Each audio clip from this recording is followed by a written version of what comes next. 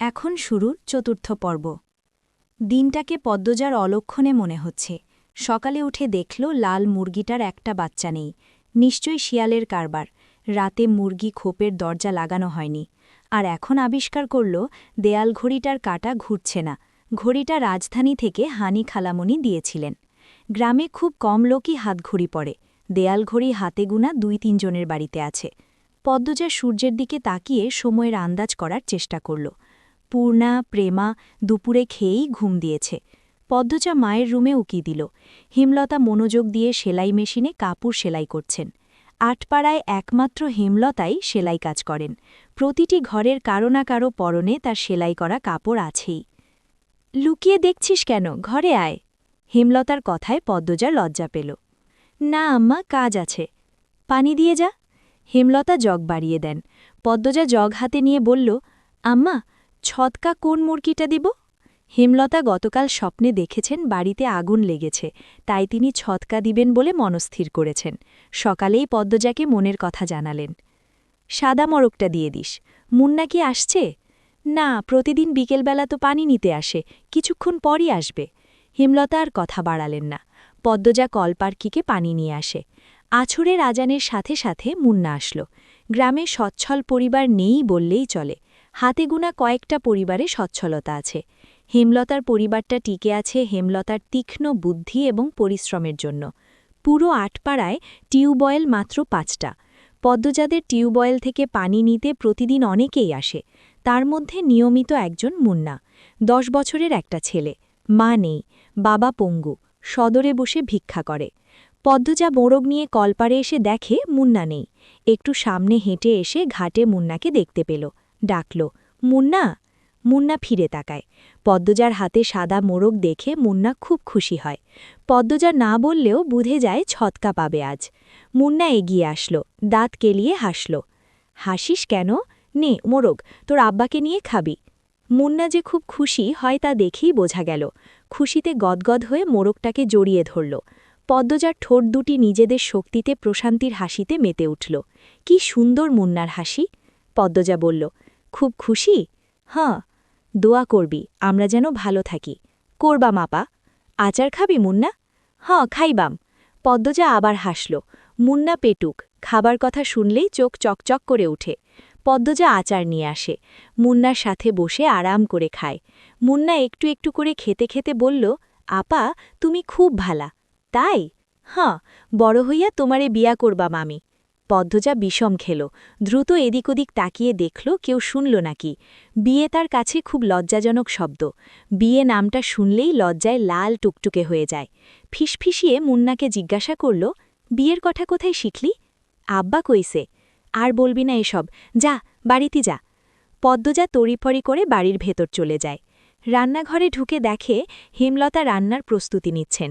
সন্ধ্যার পর বিদ্যুৎ থাকে না। হারিকেন জ্বালিয়ে রান্না করতে হয়। প্রতিদিন ঘরে একটা হারিকেন আর রান্নাঘরে একটা হারিকেন জ্বালানো অনেক খরচের ব্যাপার। তাই তিনি বিকেলে রাতের রান্না সেরে ফেলেন। আম্মা, আমি লাধি? লাগবে না, সাহায্য কর শুধু। পদ্মজা চোখ ঘুরিয়ে দেখল কি কাজ করা যায়। কোনো সাহায্যের প্রয়োজন নেই। হেমলতা নির্বিকার ভঙ্গিতে বললেন, লাউ নিয়ে আয়। ছিঁড়ে আনব না লাহারি ঘরে আছে? লাহারি ঘরে নাই। পদ্মজা মায়ের আদেশ পেয়ে যেন চাঁদ পেয়েছে, এমন ভাব ধরে দ্রুত ছুটে যায় লাউ আনতে। লাউ, বরবটি, ঢেঁড়স, কাকরোল, করলা, চিচিঙ্গা, পটল, ঝিঙে ইত্যাদি ইত্যাদি সব রকমের সবজির মেলা বাড়ির চারপাশে। পদ্মজা সাবধানে ঘাসের ওপর দিয়ে লাউ গাছের দিকে এগোয়। জোকের উপদ্রব বেড়েছে। জোকের ভয় অবশ্য নেই তার। হেমলতা পদ্মজার যাওয়া পানে ঝিম মেরে কতক্ষণ তাকিয়ে থাকেন। মেয়েটাকে দেখলে তার মন বিষণ্ণতায় ভরে ওঠে। পদ্মজার চুল দেখলে মনে হয় এই সুন্দর ঘন কালো রেশমি চুল পদ্মজার এক একটা কাল রাত। পদ্মজার ছিমছাম গরনের দুধে আলতা দেহের অবয়ব দেখলে মনে হয় এই দেহ পদ্মজার যন্ত্রণা, এই দেহ ধ্বংস হবে। পদ্মজার ওষ্ঠদয়ের নিম্নে স্থির হয়ে থাকা কালো সূক্ষ্ম তিল দেখলে মনে হয় এই তিল পদ্মজার এক জীবনের কান্নার কারণ। হেমলতা পদ্মজার রূপের বাহার নিতে পারেন না। কেন কৃষ্ণকলির ঘরে ভুবন মোহিনী রূপসীর জন্ম হল? জন্ম, মৃত্যু, বিয়ে কারও হাতে থাকে না। যদি থাকত, হেমলতা মোর্শেদকে বিয়ে করতেন না, আর পদ্মজার মতো রূপসীর জন্ম দিতেন না। আল্লাহর কাছে রূপসী মেয়ে ভুলেও চাইতেন না। হেমলতার বুক চিরে দীর্ঘশ্বাস বেরিয়ে এলো। বন, আজ শুক্রবার, স্কুল নেই। ফজরের নামাজ পড়ে ৩ বোন পড়তে বসেছে। প্রেমা নামাজ পড়তে চায় না, ঘুমাতে চায়। হেমলতার মারের ভয়ে নামাজ পড়ে। সে ঝিমুচ্ছে আর পড়ছে। তা দেখে পদ্মজা আর প্রেমা ঠোঁট টিপে হাসছে। হেমলতা বিরক্ত হন। প্রেমার তো পড়া হচ্ছেই না, সেই সাথে পদ্মজা পূর্ণার মনোযোগ নষ্ট হচ্ছে। তিনি কর্কশ কণ্ঠে ধমকে উঠলেন, প্রেমা, ঘুমাচ্ছিস কেন? ঠিক হয়ে পড়। প্রেমা সচকিত হল, চট করে চোখ খুলে ভয়ে তাড়াতাড়ি পড়া শুরু করল। হেমলতা কিছুক্ষণ পর স্বাভাবিক গলায় বললেন, পড়তে হবে না, ঘরে গিয়ে ঘুমা। প্রেমা একটু অবাক হয়, পরেই খুশি হয়ে ছুটে যায় ঘরে। পূর্ণা মুখ ভার করে ফেলল, তারও তো পড়তে ইচ্ছে করছে না, কিন্তু মা কখনো তাকে ছাড় দেন না। হয়তো ছোটবেলা ছাড় দিতেন, মনে নেই।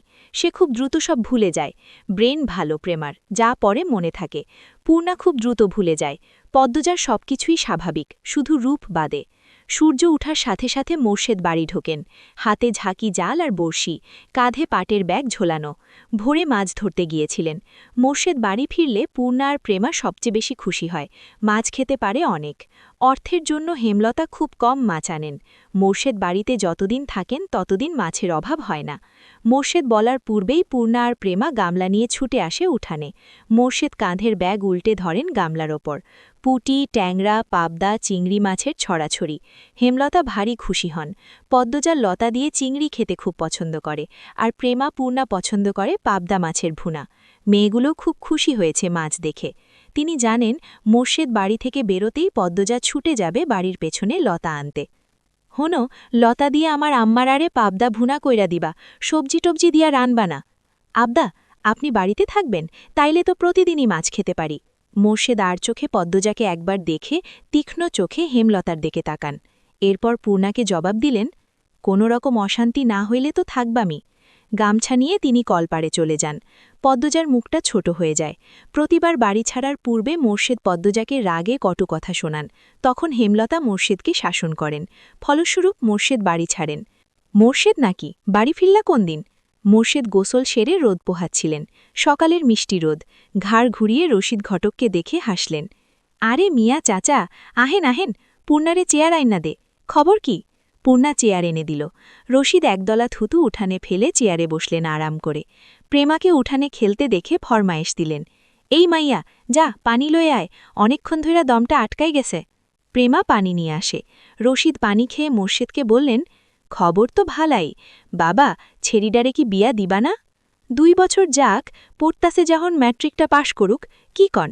মেজোডা না, বড়ডা। তোমার বউ তো মরিচের লাহান, কোনো বায়ও রাজি হয় না। তুমি বোঝাওছেন, পাত্র খাঁটি হীরা, বাপদাদার জমিদারি আছে। মোর্শেদ আর চোখে হেমলতা এবং পদ্মজার উপস্থিতি পর্যবেক্ষণ করলেন। নেই। তিনি জানেন পদ্মজার উপর কোনো রকম জোর জবরদস্তি তিনি করতে পারবেন না। হেমলতা তা হতে দেবেন না। এসব তো আর বাইরের মানুষের সামনে বলা যায় না। মোর্শেদ রশিদ ঘটককে নরম গলায় বলেন, থাকুক না, পড়ুক।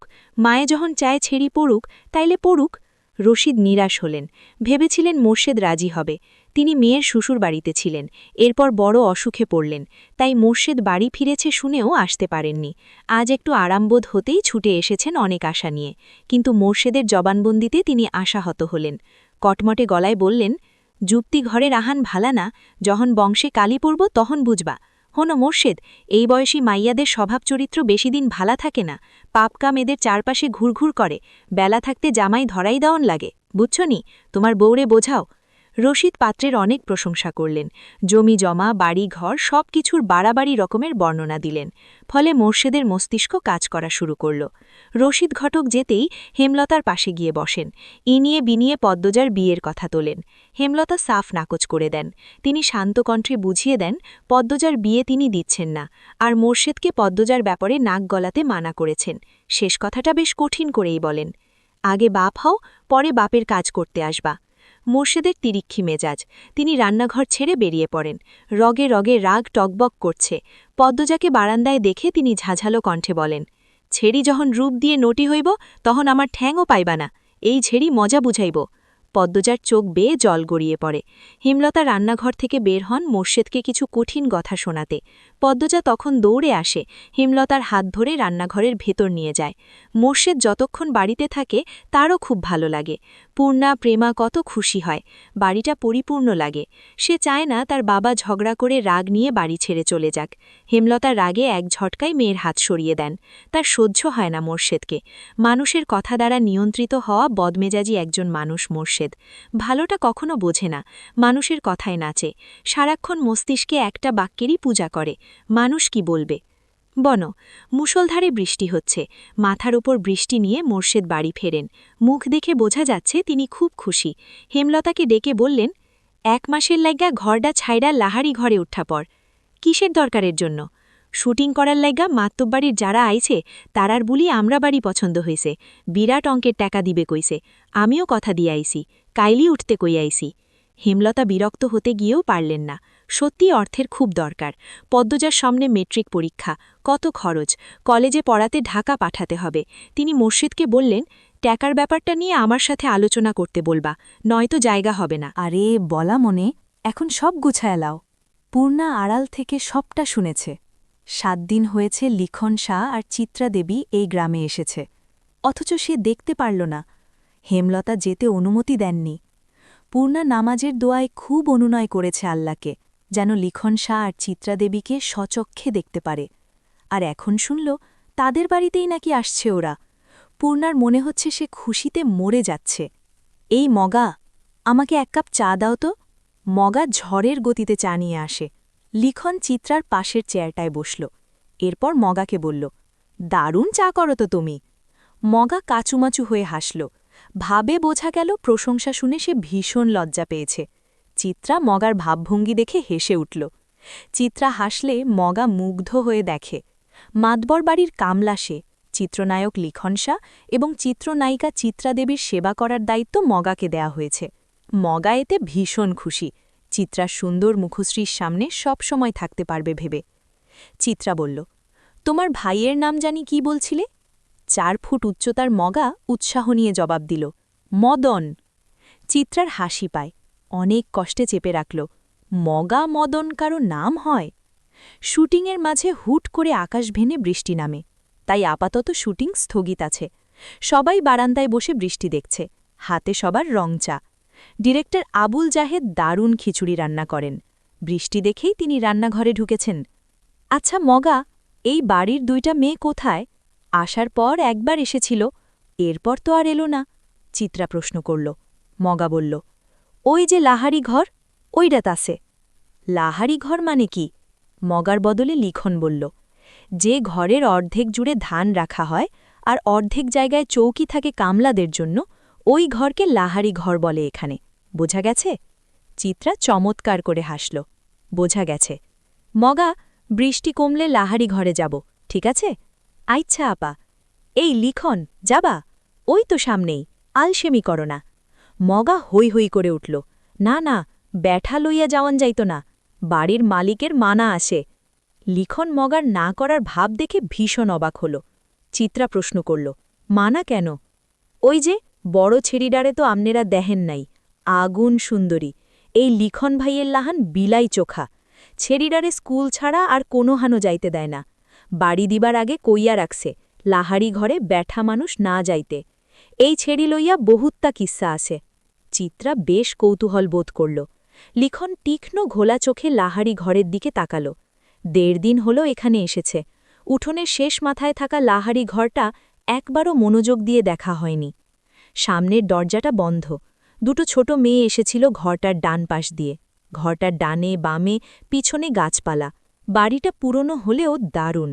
তবে এই মুহূর্তে তার অন্য কিছুর প্রতি তীব্র কৌতূহল কাজ করছে।